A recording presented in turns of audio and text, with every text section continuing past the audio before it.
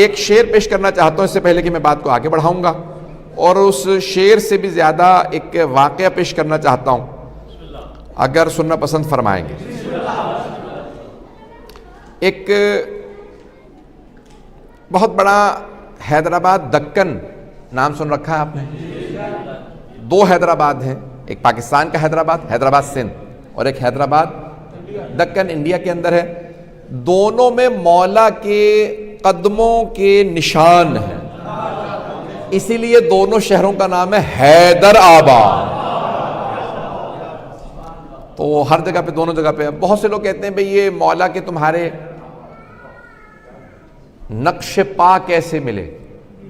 پا کہتے ہیں قدم مبارک کو، نقش کہتے ہیں جو اس کا چھپ جانا، نشان بن جانا، پرنٹ ہو جانا۔ تو معجزات میں سے محمد و آل محمد کے ایک معجزات میں سے معجزہ یہ ہے کہ بعض اوقات ریت پہ، مٹی پہ قدم رکھتے تھے، نشان نہیں بنتے تھے، اور بعض اوقات چٹانوں پہ قدم رکھتے تھے، نشان بن جاتے تھے۔ یہ معجزہ تھا ان کا۔ تو چٹانوں پہ بھی نشان بن جاتے تھے۔ پوچھا کچھ صحابہ نے، یا رسول اللہ آپ بعض اوقات ریت پہ چلتے ہیں نشان نہیں بنتے، بعض اوقات چٹانوں پہ نشان بن جاتے ہیں، تو آپ نے فرمایا مجھے اختیار ہے، جہاں چاہوں میرا نقش رہے، جہاں چاہوں نقش نہ رہے۔ جسے قدموں پہ اختیار ہے اسے دلوں پہ کیسے اختیار نہیں؟ ہم ایسے رسول کے ماننے والے ہیں، ہم ان کی آل پاک کے ماننے والے۔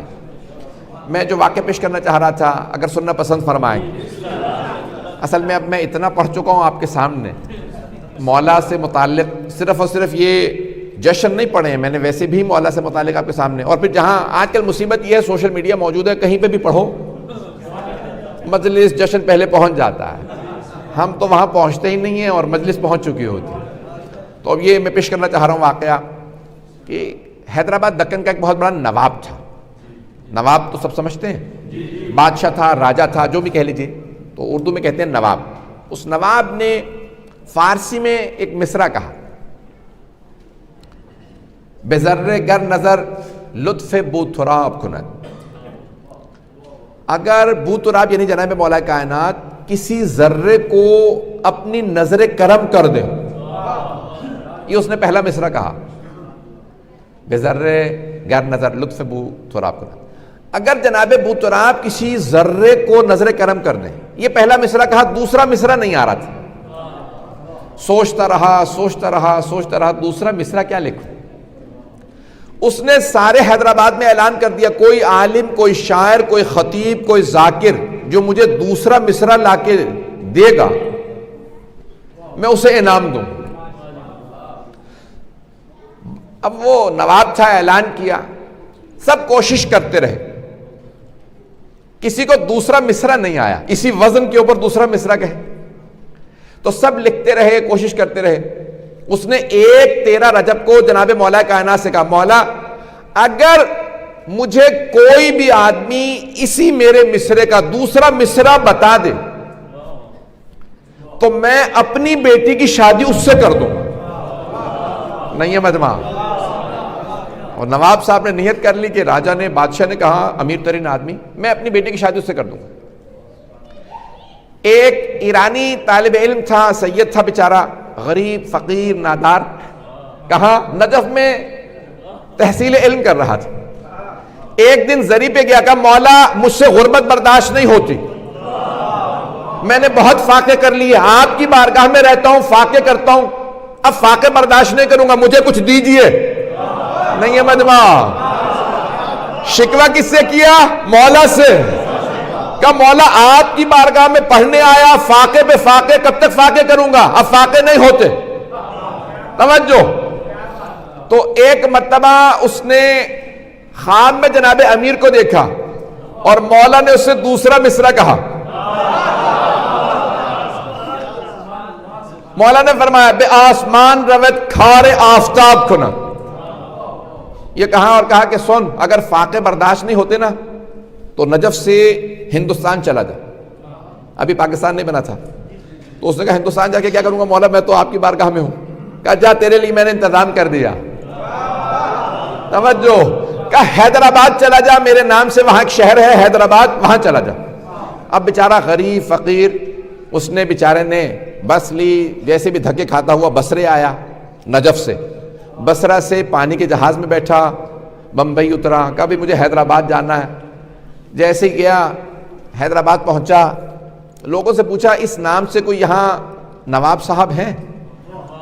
انہوں نے بیچارے کا امامہ ابا قبا حلیہ دیکھا، غربت فقر و فاقہ، کہا بھائی اپنے آپ کو دیکھو پھر نواب صاحب کو دیکھو، وہ ہمارے امیر ترین ہندوستان کے نواب ہیں۔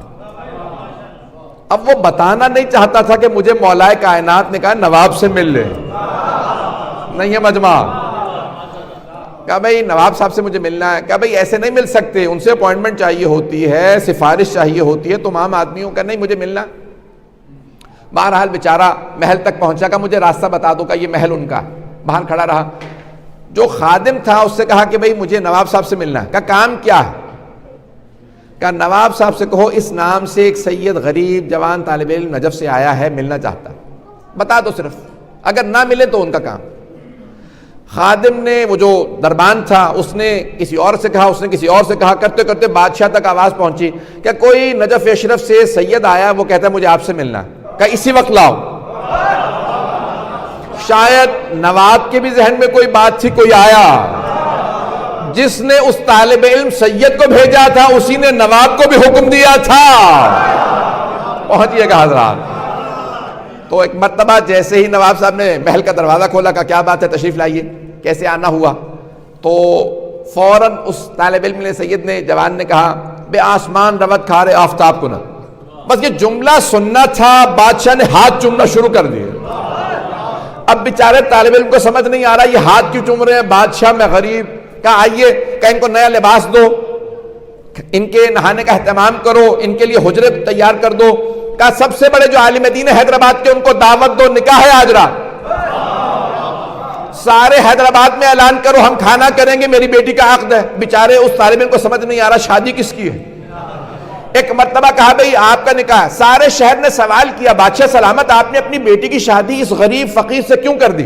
کہا میں نے مولا کائنات کی بارگاہ میں منت مانی تھی کہ میں نے پہلا مصرع کہا، مولا آپ نے کہا تھا من انشد فینا بیت شعر، جو ایک شعر کے دو بیت سے ایک شعر بنتا ہے، دو بیت، ایک بیت اگر کوئی ہماری شان میں کہے اور ہم قبول کر لیں اسے جنت ملے گی۔ میں نے بیت کہہ دیا تھا، دوسرا مصرع نہیں آ رہا تھا، میں نے مولا کی خدمت میں کہا اگر آپ نے قبول کیا تو مجھے دوسرا مصرع سکھا دیں، مجھے دوسرا مصرع نہیں آیا، کہ مولا اگر آپ نے قبول کیا کوئی آدمی بھیجیں جو میرے مصرے کا دوسرا مصرع کہے، میں اپنی بیٹی کی شادی اس سے کر دوں گا۔ کہ اس طالب علم نے آ کے میرے اس مصرے کا دوسرا مصرع کہا، سارے دربار نے پوچھا مصرع کیا تھا؟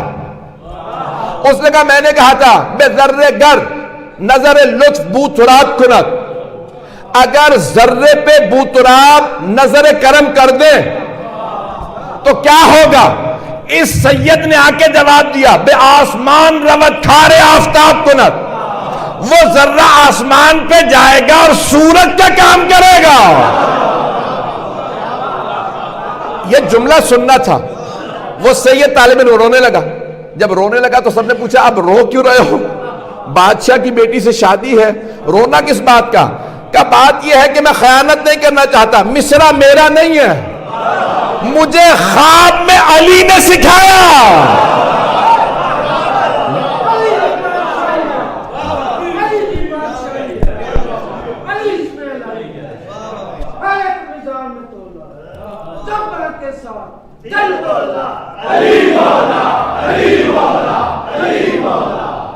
اور فرمایا جانے گرا واقعاً اگر جناب مولا کائنات ذرے پہ نظر عنایت کر دیں تو پھر وہ واقعاً آسمان پہ چڑھ جاتا ہے اور آفتاب کا کام کرنے لگتا ہے۔